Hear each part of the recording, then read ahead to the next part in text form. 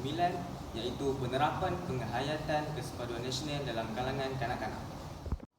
Pertama sekali, saya akan menerangkan apa itu kesepaduan nasional.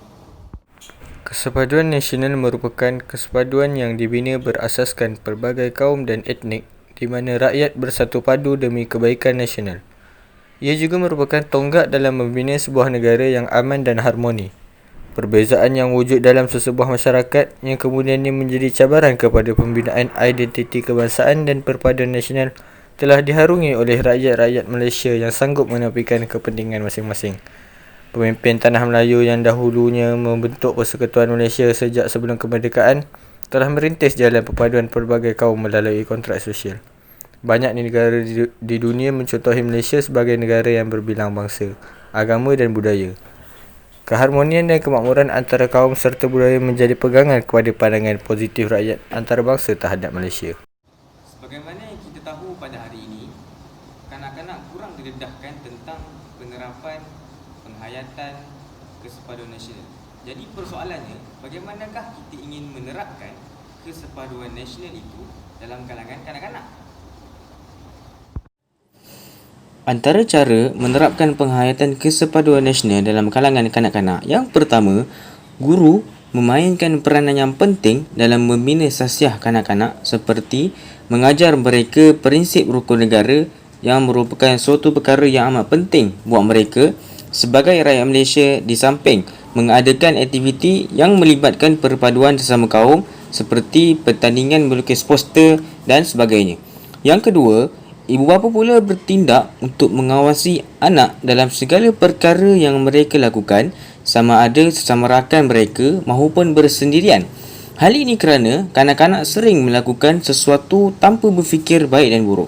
Oleh itu, ibu bapa merupakan wadah dalam mendidik anak-anak mereka ke arah yang lebih baik, terutama di dalam konteks kedaulatan dan keharmonian sama kaum.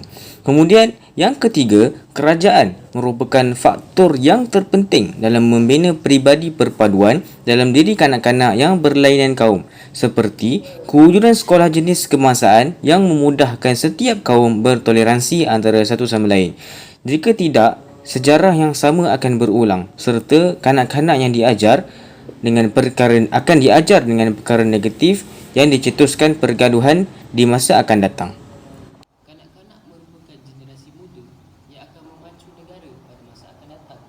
Oleh itu, apakah kepentingan penerapan penghayatan kesepaduan nasional dalam diri mereka dan apa pula akibat jika perkara ini tidak dilaksanakan?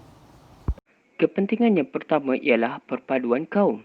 Seperti yang kita semua tahu, Malaysia adalah sebuah negara majmuk yang terdiri daripada rakyatnya yang berbilang kaum, seperti kaum Melayu, India, Cina dan bumi putera lain yang wujud di Sabah dan Sarawak.